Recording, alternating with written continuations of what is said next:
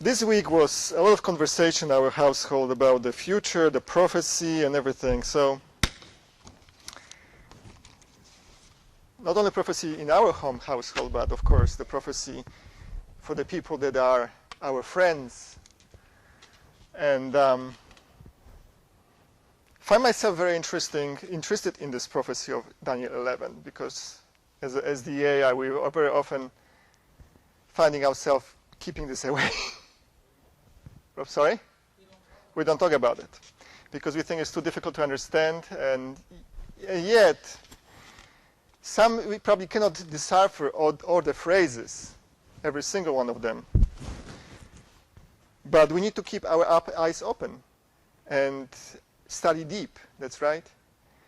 And this presentation was prepared by Mark Swearingen, which is pastor on the opposite side of state of North Carolina. So I'm using his PowerPoint because I am this techno guy, but I never preach with PowerPoints. I think the old-fashioned preaching, when you keep attention people by creating wonderful thoughts, good ideas, and not to distract people with that thing on the behind you. But I understand I need to keep up with times, and I need to try to change that. And for your benefit, because my speech is so bad, when I came to the United States so many years ago, I prayed for the gift of tongues. I pray for gift of tongues for you so you can understand me. Because, the gift of tongues, what was given to disciples during the Pentecost, was not that they spoke different language. That was that people understood their language because one person spoke, but everybody understood their language. So don't expect me to speak in your accent, because God will give you the accent of your own listening to me. Regarding prophecy, it's not easy and subject, but I find it fascinating because we've been preaching so many times about different stuff and we always wanted to hear, how we need to improve our life by giving the pointers, how to be more loving, more kind, how to be strong Christians. But sometimes we need to go back to the roots and find out where we're going. And that's that song today, opening song. Did you know who sang that song? The 449, 448? James White. There was a song by James White, and he was rocking right before preaching when he was singing the song, coming from the back, clapping his hand on the Bible. Yes, to the timing. Terrible, terrible. But they were focused. Their focus was completely on a different thing. We're so not busy. We're so busy with other stuff. We're forgetting the focus that's supposed to be our focus. He's soon coming. And the passion they had. And in every prophecy, did every prophecy that was fulfilled, was this every prophecy understood before the fulfillment time in 100%? No. Never.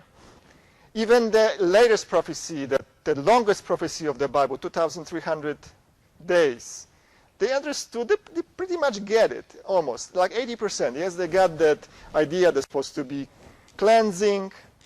The day was pretty much okay. They messed up one thing. It was not the earth. It was 700th century, that's right. And then when the prophecy was fulfilled, then they understood everything, that's right. So in case in our prophecy, the same thing. The prophecy we have in the Bible, we can understand maybe some majority of it, but we may not understand everything until its fulfillment. Can we agree on that? Yes. All right. That'll be different. So bear with me because, as I said, it's a new subject to me. I am not a scholar. I'm not theologian. I'm not historian. So I had to quote some other people, and you had to believe me, okay, that I'm saying the truth. Otherwise, we cannot agree whatsoever. So, but before we start, we had to. We're going to have these different studies eventually, hopefully. But this is future. All right. As you see here, the SDA scholars and theologians alike, Bible students alike, have produced a variety of perspectives on Daniel 11 over the years. And we can to agree because we still don't know for sure 100%. Some people say this is it. Some people say no, this is it. Well, I have to give them the freedom of expression. That's correct. The specific views Daniel 11 presented in this seminar have come as a result of the personal quest for understanding. I will strive to be reasonable and consistent in my interpretation while at the same time not claiming infallibility. That's right? Okay. We should respect the rights of all Christians to investigate Daniel 11 for themselves and draw their own conclusion while avoiding dogmatism about our own conclusions. We should strive to exercise great care and practice caution when applying historical events to specific prophecies and seeking to discover the possibility meaning of future prophecies that are yet to be fulfilled. I think that's really an important point. We don't hear that much about our people saying we should respect the right of all Christians to investigate Daniel. You know, respect others. That's right. We have our own base truths that we cannot budge on. That's true. But as a prophecy, you have to give people freedom to do that. That's right? Okay. All right. Let's see what James White was saying about this, actually. I love the old language. How they spoke that way, I am foreigners. For me, even, it's more funny to listen to those old-time language. So let's see what he wrote.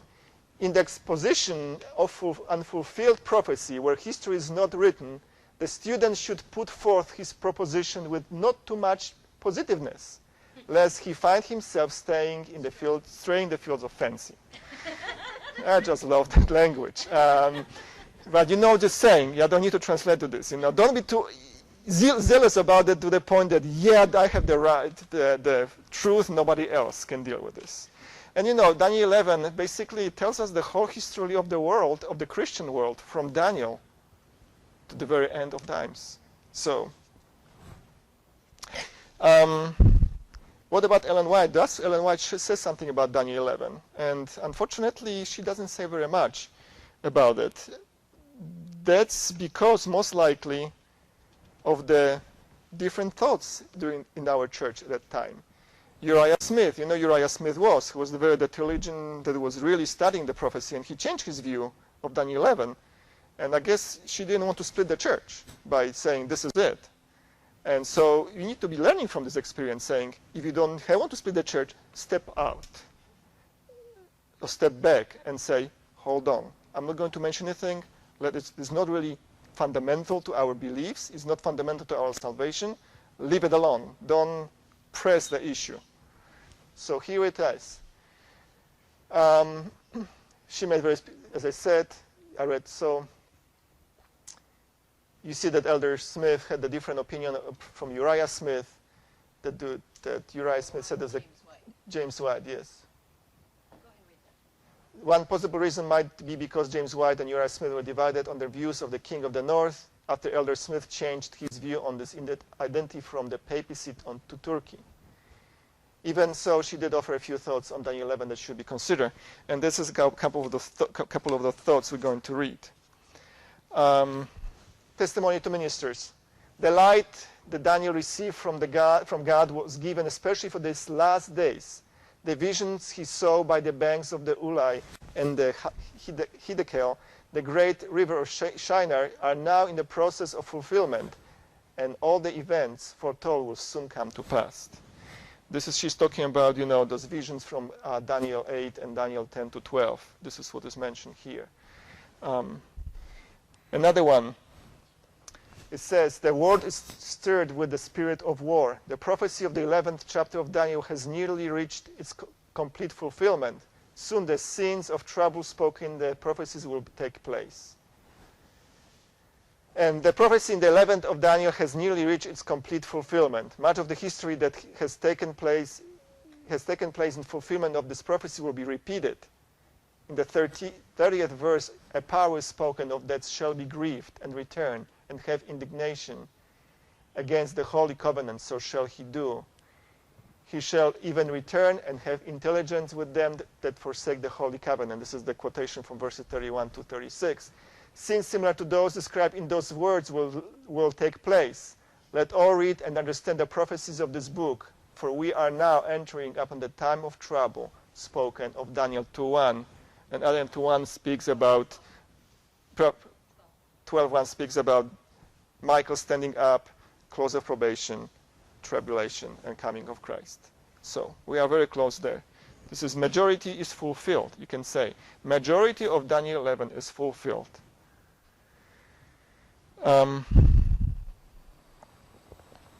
And we know that she's mentioning also the history is going to be repeated.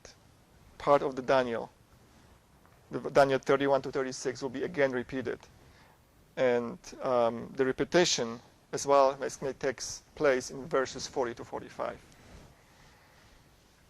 So summary events shown by the rivers Ulai, Daniel 8, and Hedekel, Daniel 12 to 10 to 12 have insights for the last days and will soon come to pass. Daniel 11 has nearly reached its fulfillment.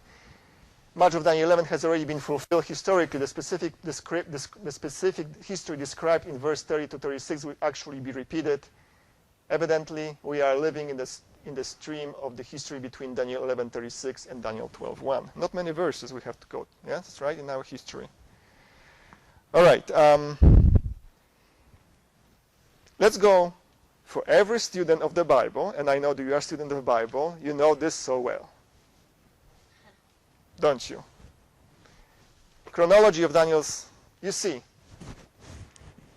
Daniel 2, Daniel 7, Daniel 8. Interpretation. Something is not right here. Daniel 2 and Daniel 7 has this and doesn't have Daniel 8. Why? Because it's already passed. Already passed. Daniel lived in 2 kingdoms. That's right. And we know that.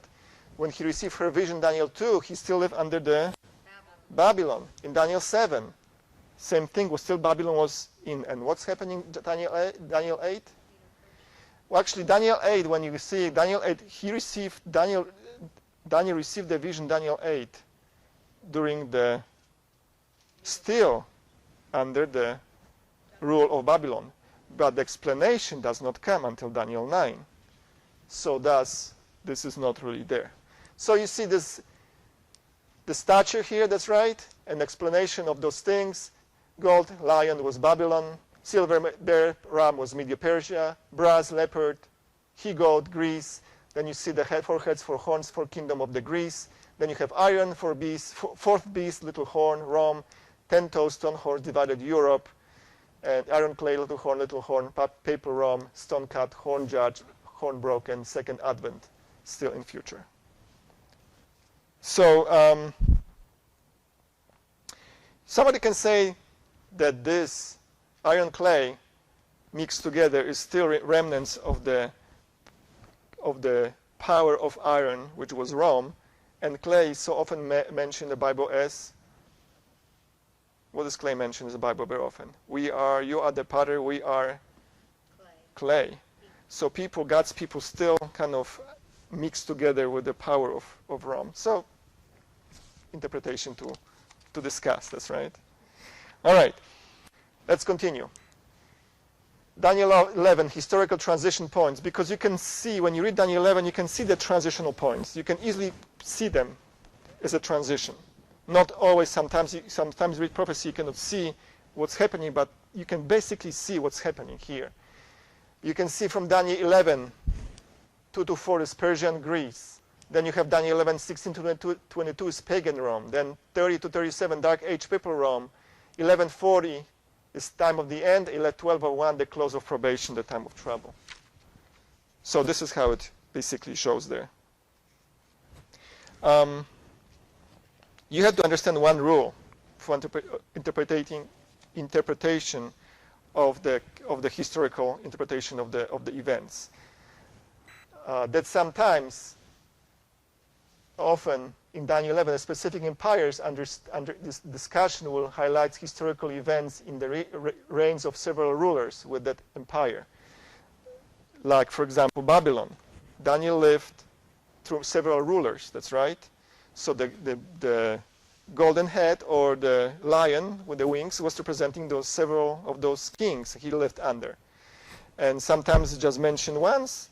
One king represents one kingdom, but very often many kings are represented in the specific period of time of the specific kingdom. That's right? All right, so now there was introduction. For another 3 hours here, we're going to discuss this issue. Please help us. For the sake of unanimity, we're going to, there's a text from the King James Version on the screen, so we're not going to have to open the Bible and read from different translations, but we're going to basically follow the King James Version and go quickly through this. It's not very much. My outline is just that, so. All right? So let's start from Daniel 11:2. And now I should thee the truth. Behold, there shall stand up yet 3 kings in Persia, and the 4th shall be far richer than they all, and by his strength, through his riches, he shall stir up all against the realm of Gracia. Do I need to explain that? Pretty sure not, because everybody knows this is self-explanatory. You know, the funny thing is about prophecy, it gives us sometimes starting point, kind of align us. Okay, here we're starting, this prophecy is starting here, and give us second point so we can follow. So we don't start something we don't know what it is, but this straight to say, this is what it is. So you have 3 kings in Persia, and the 4th shall be richer, and you can explain this. I'm just going to show you a slide, and they shall go against Grecia. That's right. So we're talking about 2 different kingdoms, Media Persia and Greece. That's right. There's nothing to be discussed here. So the 3 kings, some people say they were the 4th kings, are different opinions about the 4 kings. I'm not going to read it for you. Just look at this. Some people said there was 4 kings, this king. Sometimes this other person said there was those 4 kings. That doesn't matter, really. There were 4 kings. So let's keep this one. Let's go to the next one.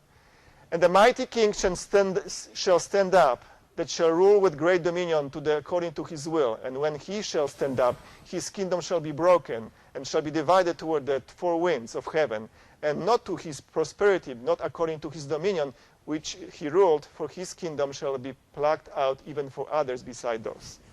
Any explanation of this verse, anybody? What is this talking about? Who was the mighty king that stood against after the Medo-Persia? No, Medo-Persia has already gone. If you read the text before, there was Alexander the Great. The mighty king was Alexander the Great. At his peak of his power, what's happened to him? He suddenly died. How old was he? Like 32, something like that? So there's no question about this here. And what's happened to his kingdom? Was broken, divided for 4 winds of heaven, not to his prosperity. He has one child.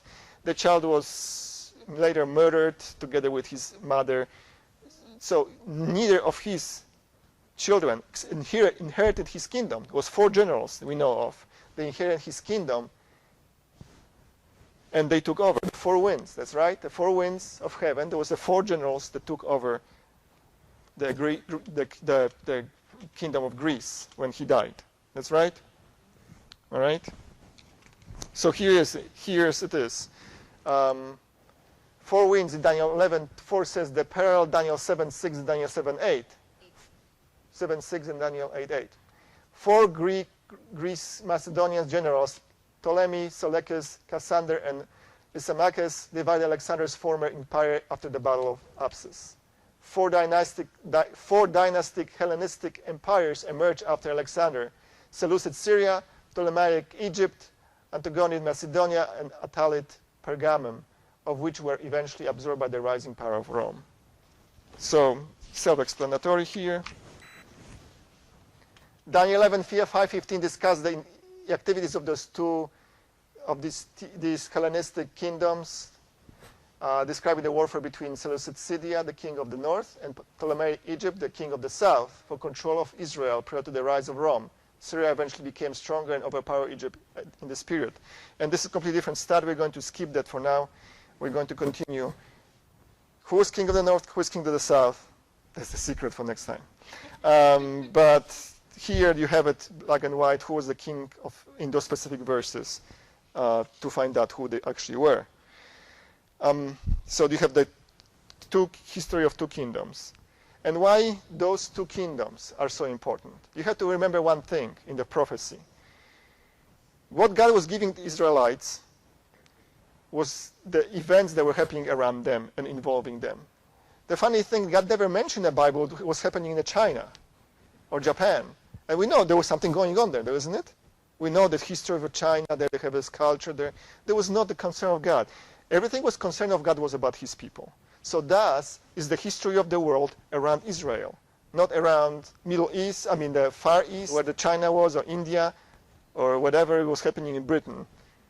That was that was the whole thing. God was explaining the prophecy around Israel. You have to remember this. Everything was depending on how this was affecting Israel. How it's going to affect Israel. So this is how it is. All right. Another transition.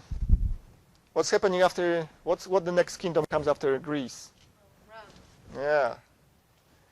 But he that cometh against him, against Greece, shall do according to his own will, and none shall stand before him.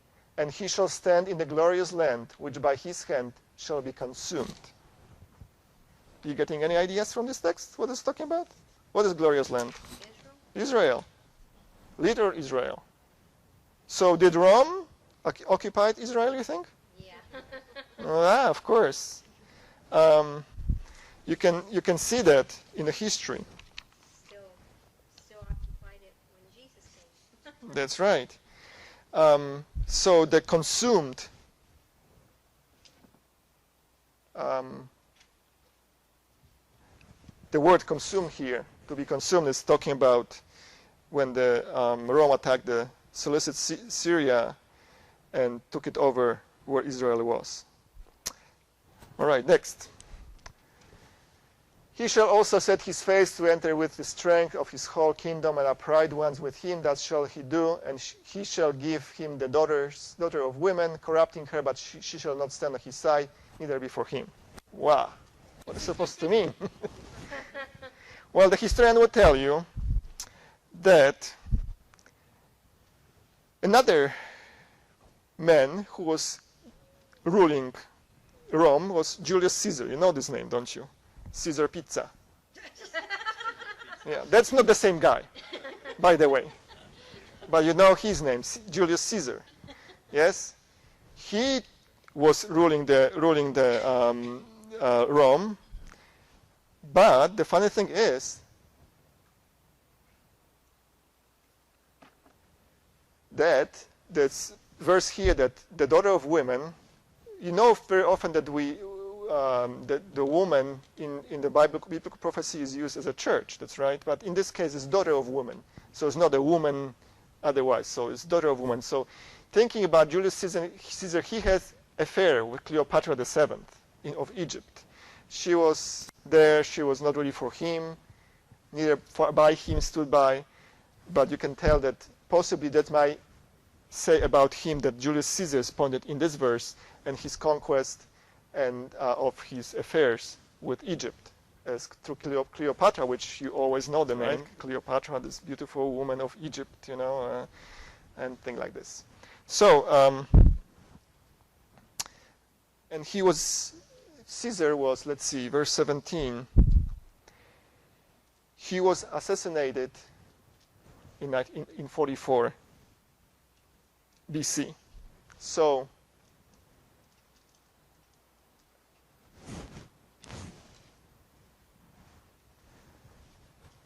then he shall turn his face toward the ford of his own land, but he shall stumble and fall and not be found. This is, you can say, well, this is assassination of Julius Caesar. That's right. Then shall stand up in his estate the raisers of taxes in the glory of the kingdom, but within few days he shall be destroyed, neither in anger nor in battle. Raisers of taxes, doesn't ring any bell from New Testament? Who's the raisers of taxes? When was this happening? Yeah, no, you're close. Augustus Caesar. Very interesting. After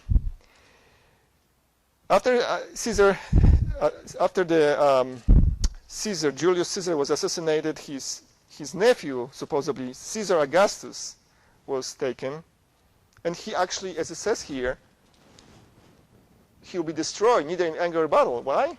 Because he died natural death. But he was the one who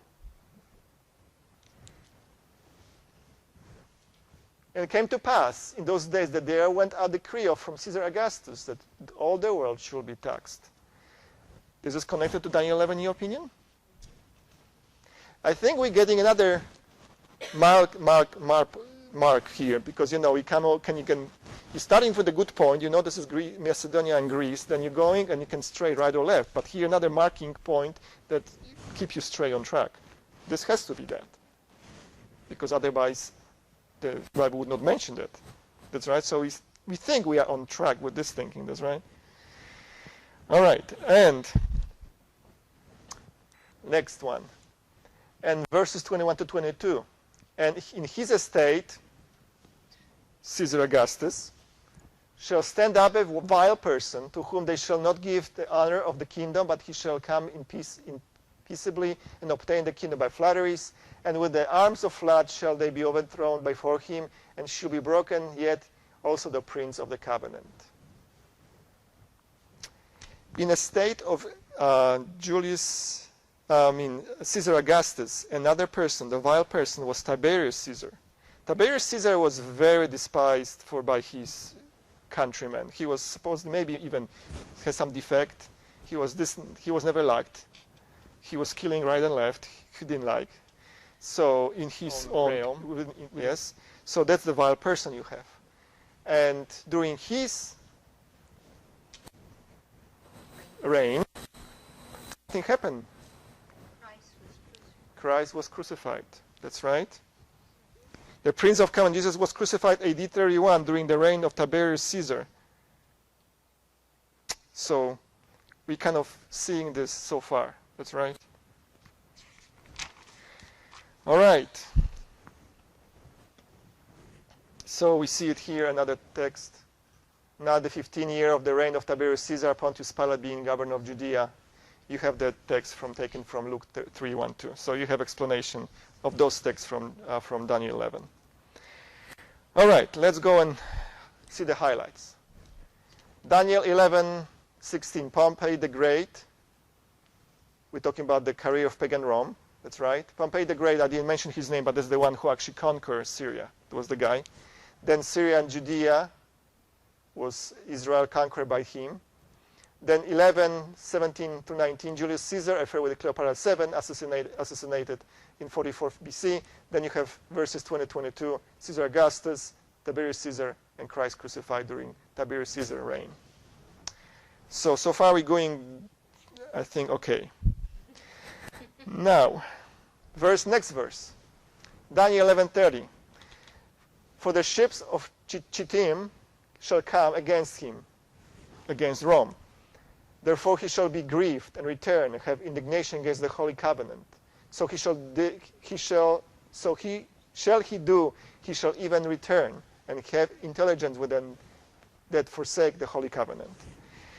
I'm in opinion that this verse covers humongous representation of time. First of all, for the ship of Chittim, we don't know really what it is, but Ellen White gives us some clue. As the Bible commentary says, some of see in the ship of Chittim a reference to the barbarian hordes who broke up the Western Roman Empire. The main Germanic people that broke the old Roman Empire were the Goths and Vandals and the Heruli. So the ships came to them and they overpowered him by saying being grieved, which he shall be grieved and return symbolized how Rome would fall in the form of pagan Rome, be grieved and return in the form of paper Rome.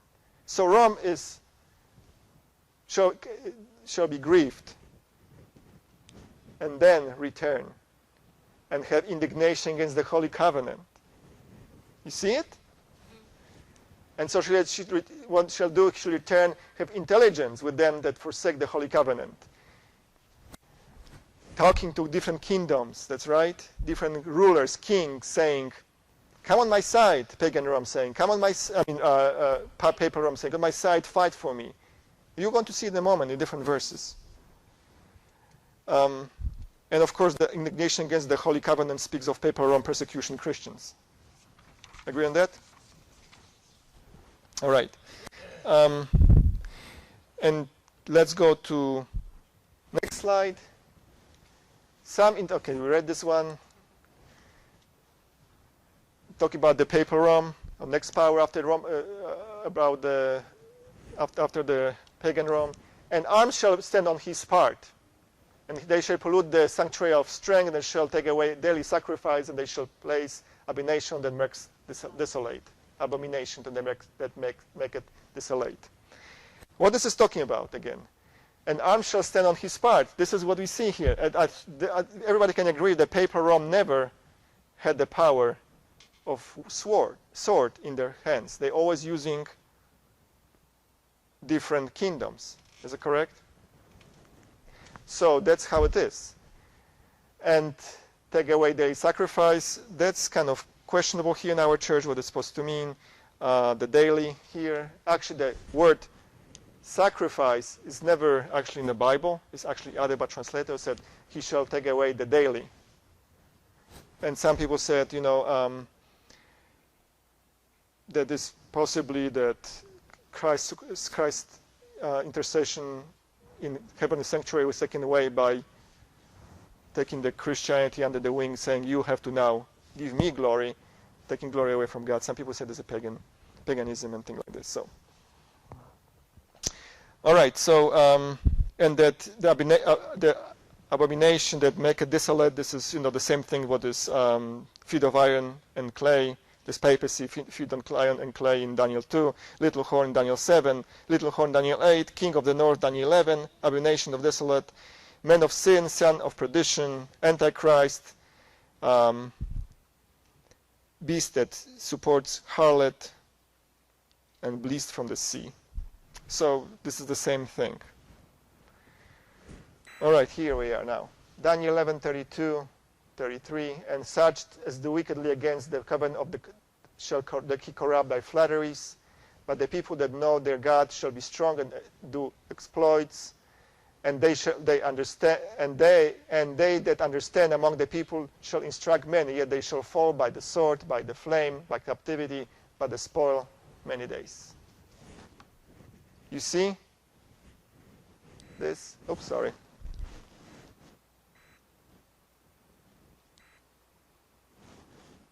Oops, too far. Okay.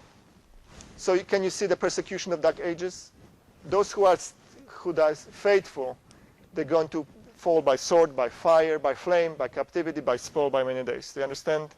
The time of Old Testament, time of the Dark Ages. So now we go into the prophecy.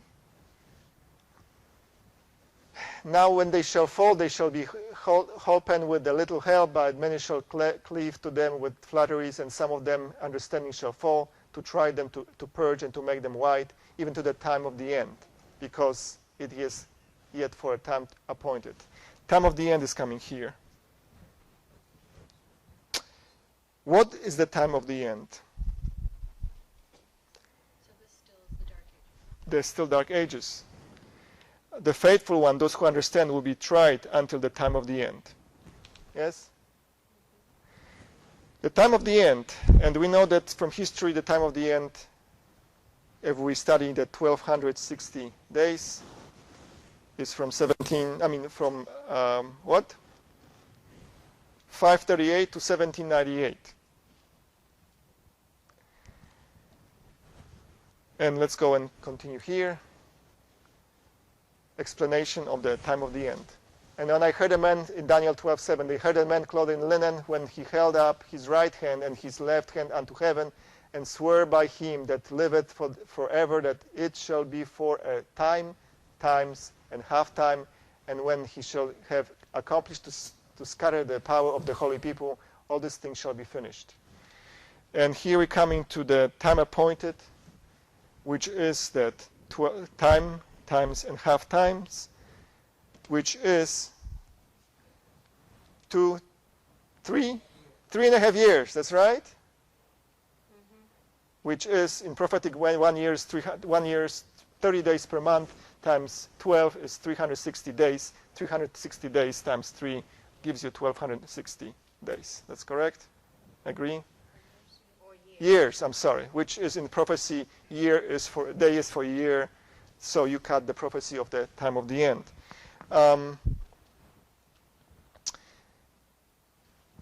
Let's see, verses, so you can see this here. So Daniel 12:8 and 9 says, and I heard, but I understood not, when I said, O my Lord, what shall be the end of these things? And he said, go thy way, Daniel, for those words are closed up and sealed till the time of the end. So why the Christian in 9th century did not decipher Daniel book, the book of Daniel? Because they were sealed. It was sealed. And, I'm sorry? Well, they were living during those times, during the time of persecution by papal Rome. But they didn't know. They didn't know the ending. They knew the prophecy, but they could not realize that because God didn't open this book for them to understand. He said that there is not going to be open until the time of the end. You understand that so far? One thing I learned too, wasn't it like when the Dead Sea Scrolls were found, didn't it prove that a lot of this was written back when before any of these things happened? And Well, the Dead Sea Scrolls proved that the Bible has other proofs. It was never mistranslated. It is proven that the Bible writings were actually the true writings, because people said through many ages they said there were so many mistakes made, but they found the Dead Sea Scrolls. They find out, well, sure, this is the translation we have in our Bibles almost, So that's how they proved. it seems like people also some people will just want to say like, yeah, it matches up, but we could have just put it together after and then prove that. That's right. Before. Yeah. And then, everything written in the Bible has already happened, so we're in that time. Nobody knows the day or the hour. So. That's right. Okay, let's see what is written here. But the part of this prophecy which relate to the last days, Daniel was bidden to close up and seal to the time of the end. But the time of the end was, said the prophet, many shall run to and fro, and knowledge shall be increased. As we know that the knowledge shall increase. They have a wheel for thousands of years, and nobody came up with a better wheel. And suddenly, at the beginning of 19th century, the revolution, the industrial revolution happened. So much has been invented. The knowledge increased so drastically. People started traveling by ship. Before it was horse, then horse, then horse. There was a carriage occasionally, but it was slower. But then happened faster mode of transportation. And here you see that, and now by plane you can go anywhere, and you see that we live in the time of knowledge shall be increased, and people shall run to and fro on a scale that was never imagined before. So Daniel 12:4.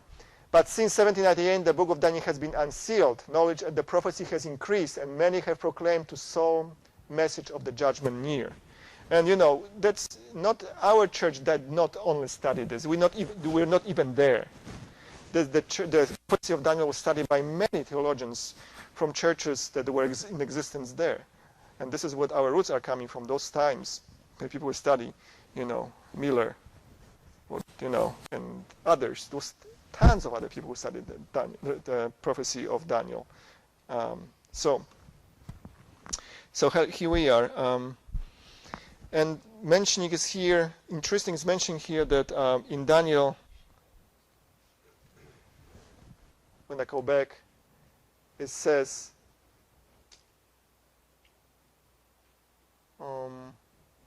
let's see. It says at the time of the end, in Daniel 11:40, it says at the time of the end. It means that means at the time of the end, means the beginning of the time of the end. That's right. And all the translations are saying at the time of the end. So it's saying those things should happen at the time of the end. So let's go here. Daniel 11:36 and 37.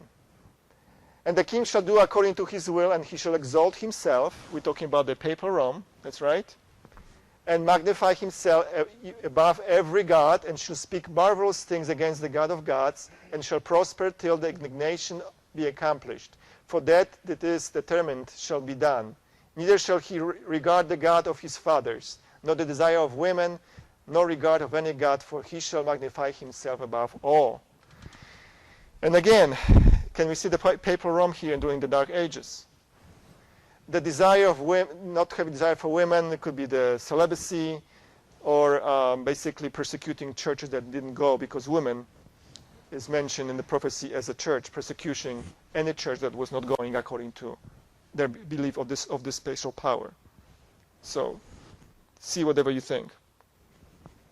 And as we hear, but at the time of the end, the king of the south push at him, and the king of the north shall come against him with like whirlwind, with chariots and with the horsemen and with the many ships, and he shall enter into the countries and shall overflow and pass over.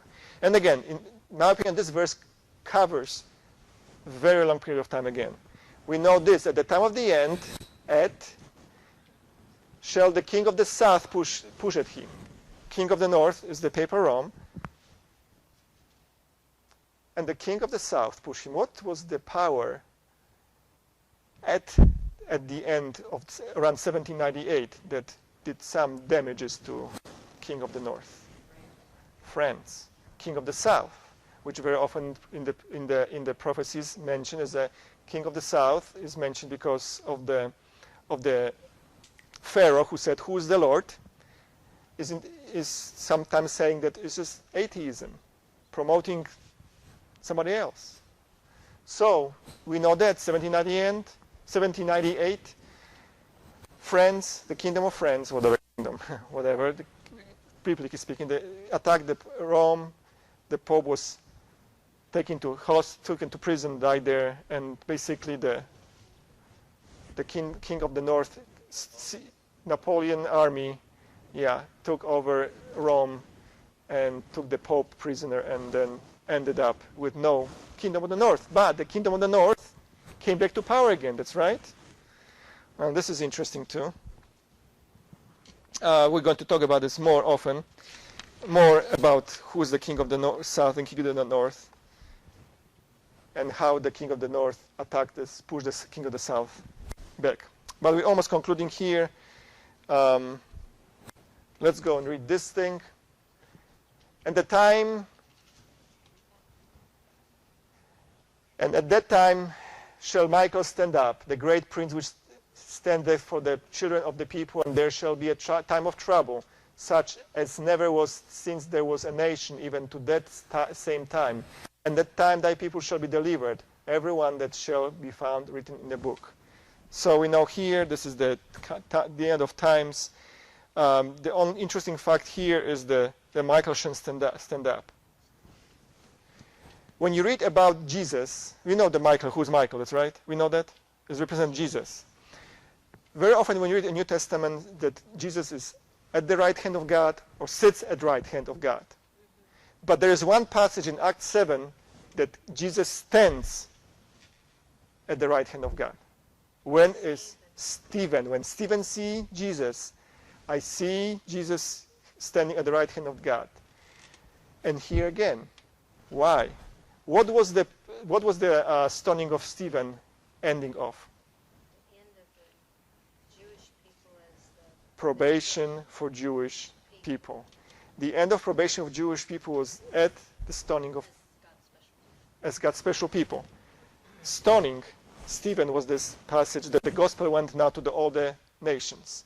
Before they were given to just, when Jesus sending his disciples saying, go preach only to the fold, to the sheep from my fold. Do not go anywhere else. But when Stephen was stoned, saying, go everywhere, all over the world. Go to Gentiles. And see the end of probation for Jews at stoning of Stephen. And stand up, end of probation for mankind.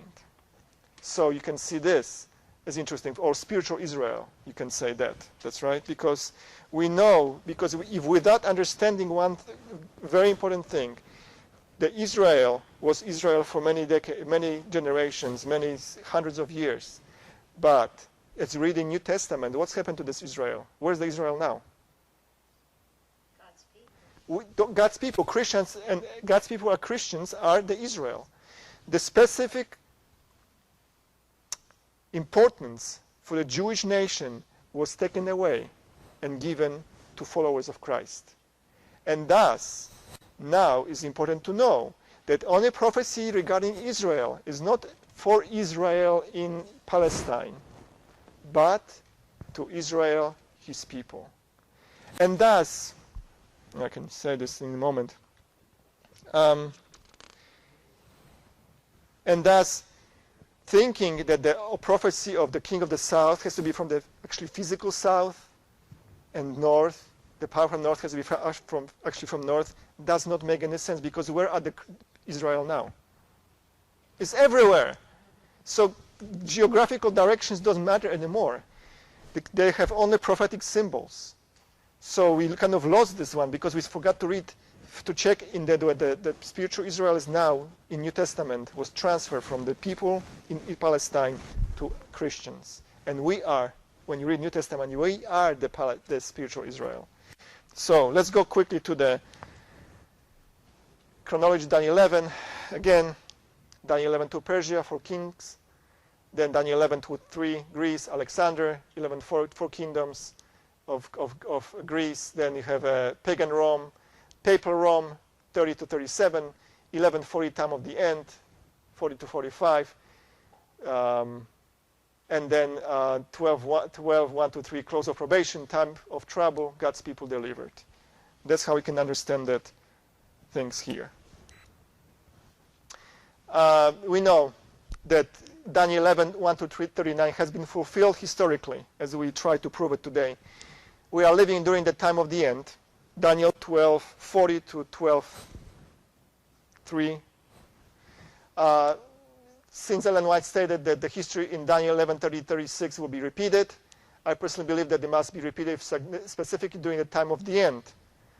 Therefore, I'm of the opinion that Daniel 11, 40, 45 discuss the actual repetition of events that are described in Daniel 11, 30, 36. So we're living in those times now, and we can discuss this a little bit more next time.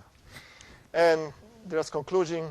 We are seeking, as we seek to understand Daniel 11, 40, 45, we looked for global, spiritual, worldwide concepts, not literal, local, geographical ones, as we've just mentioned. The case of Israel and Babylon are good examples of this particular point. In the Bible, very often you can see the Babylon mentioned. And we know we're not talking about Babylon. When Revelation 14 says, my people leave the Babylon, we're talking about the living somewhere place in Iraq? No, of course not. It's talking about the spiritual Babylon, confusion, wrong belief. Leave it and come back to me. We should not be intimidated in any way by the prophecy of Daniel 11. We can unlock its meaning through in-depth investigation, experience great spiritual blessing. And even though this text does not say about what Jesus doesn't say in this text, I'm going to just show in a moment about Daniel 11, but this only confirms that we're supposed to study prophecy because it's very important for us to know that Jesus spoke about something in the future and has been fulfilled. And as for me, who was atheist, study like this was the only way to prove that the Bible is right, because God foreseen things in the history. When the book Daniel Revelation are better understood, believers will have the entirely different religious experience. They will be given such a glimpse of the open gates of heaven that heart and mind will be impressed with the character that all must develop in order to realize the blessedness which is to be their reward of the pure in heart. So, why the study of this boring subject for you? Because sometimes we need to know that we have a God who knows the future of the world. And that means for you that he knows the future of yours. So sometimes you can get lost in the study and saying, all right, why do you even come here today? But yet, I'm telling you one thing. I've been to many sermons. I've listened to many sermons in my whole life. And I said, there were some so boring. But yet, there was always one small pearl in every sermon I could get for myself. God's word never comes back empty. And always give you a blessing in even the most boring sermon that you slept half through it. But there is always a blessing in God's spoken, because God would not throw his words aimlessly without any fruit in it. So, in John 14:29 it says that now I have told you before it comes to pass, that when it comes to pass, you might believe. God speaks to us in the Bible, in different prophecies, and because of that, we can say, wow, you're really in control. You really love us. You know what the future holds. You know me personally. If you know the story of this world, what is the song? He holds whole world in his hand. How is this? He has the whole world in his hand. So if he holds such a humongous burden, we could say, of all people, then he can hold my life and know the future and foresee me. That's right? So let it be a blessing to all of us, even though sometimes it's very hard and overpowering and overwhelming. Amen.